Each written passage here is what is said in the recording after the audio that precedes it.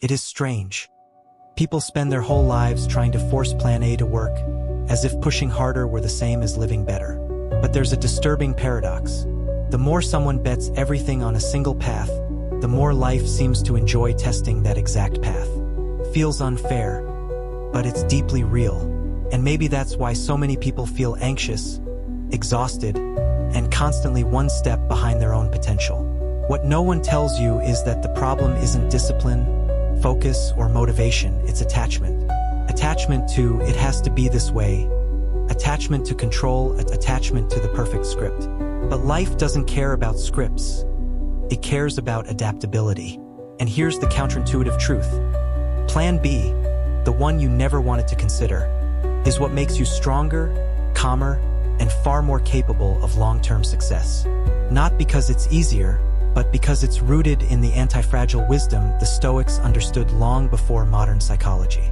And if you've ever felt trapped by a single outcome, a career that had to work, a relationship that couldn't end, a path you swore was the only option, then you know the emotional weight of attachment.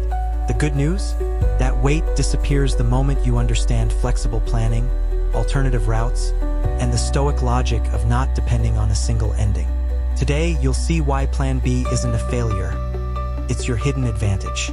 And once this clicks, something powerful shifts inside you. Many people believe that having the perfect plan is a sign of strength, but reality often proves the opposite. The more rigid the plan, the more fragile the person becomes. Think about glass, plastic, and bone. Glass demands perfect predictability.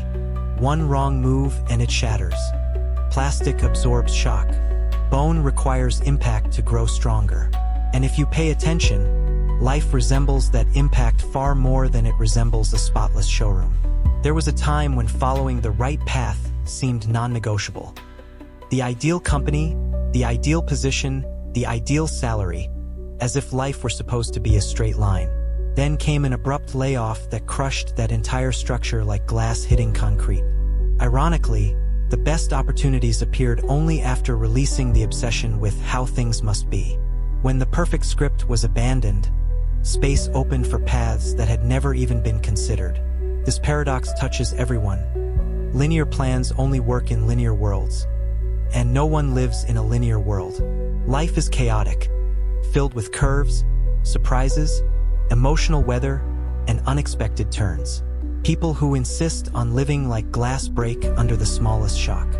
Those who embrace the adaptability of bone grow because of the impact, which leads to the uncomfortable question. If the perfect plan weakens us, what kind of plan actually makes us stronger? When explaining antifragility, the reference always returns to Taleb's central idea. What grows under impact is what endures. Goals follow the same logic. Most people build objectives that depend on a single path, as if life were a GPS with only one possible route. One minor disruption, rain, traffic, fatigue, unexpected chaos, and the entire plan collapses. These goals are as fragile as glass. A simple image illustrates the problem. Google Maps. When multiple routes exist, you always reach your destination, even if one road is blocked. Now imagine relying on an old GPS with only one saved route. Suddenly, every pothole becomes a disaster. In everyday life, people repeat this pattern. I'll get healthy, but only if I go to the gym. If it rains, the plan dies. And ironically, the rain often isn't even the real issue. It's just the easiest excuse. Antifragile goals create multiple routes. Gym, walking, home workouts, dancing, running, stretching. Everything becomes a viable entry point. Instead of breaking, the plan adapts. With many available paths, the objective becomes almost unbeatable, because every setback turns into a simple course correction. And that's when it becomes clear, the real power isn't in the destination. It's in the ability to reach it through different routes. There's a saying that the human brain hates two things: silence and uncertainty. And uncertainty is the worst of the two. When we don't know what comes next, the mind fills the void with catastrophes. Exaggerated, unrealistic, spiraling worst-case scenarios. That's why people freeze when they depend on a single path. Without alternatives, every mistake feels like a disaster. Plan B acts like a psychological shock absorber. a quiet reassurance that prevents emotional collapse. Take a familiar airport scene. A flight gets delayed, and panic spreads instantly. The problem isn't the delay itself. It's the mental story that unfolds. I'll lose everything. This ruins my life. This always happens to me. This used to be a personal pattern too, until a simple shift changed everything. Imagine 2 or 3 alternative outcomes. If this flight doesn't go, I'll take a bus. If I miss the connection, I'll sleep there and continue tomorrow. The moment those alternatives existed, the panic dissolved, and ironically, most flights ended up leaving anyway. That mental flexibility transforms performance. When you know multiple outcomes are possible, you think better, act better, and make decisions with clarity instead of fear. Plan B reduces anxiety because it destroys the belief that there's only one way this can work. When that pressure disappears, the mind relaxes, and a relaxed mind performs far better. Long before psychology explained this, ancient Stoics had already mastered the art of not relying on a single outcome.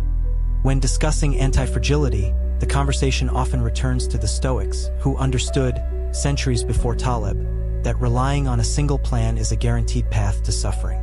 Seneca is the clearest example. Every morning, he would write, "I lost everything," not as pessimism, not as drama, not as fatalism, but as training. A daily reminder that no plan, no possession, no ideal scenario had the power to control his peace. Impact didn't break him, it strengthened him. Seneca didn't avoid planning. He simply refused to become a hostage to any plan. By imagining alternative outcomes, he freed himself from attachment to the perfect path. This calm, ancient practice remains one of the greatest anti-fragile tools ever created, and it applies beautifully to modern chaos. A project that collapses, a relationship that shifts direction, a job that needs rebuilding. Those who visualize possibilities don't suffer from impossibilities. In practical terms, one powerful ritual is this.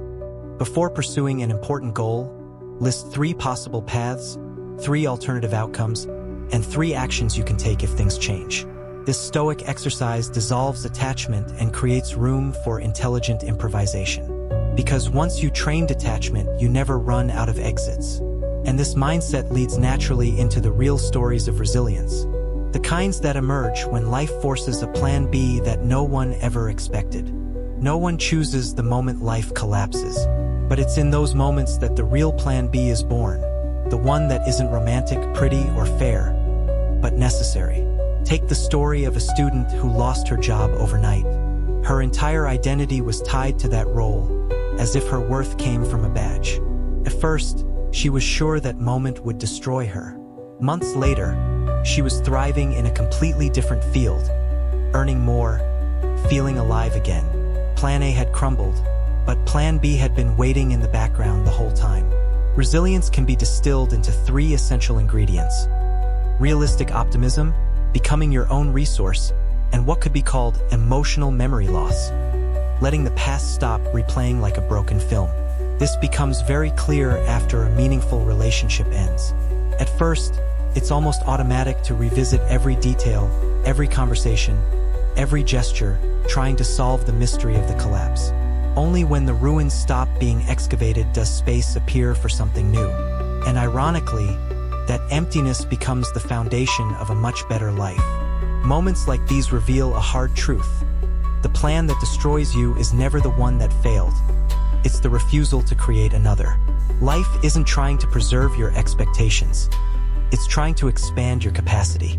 And once you embrace this, you see that resilience is not about merely enduring.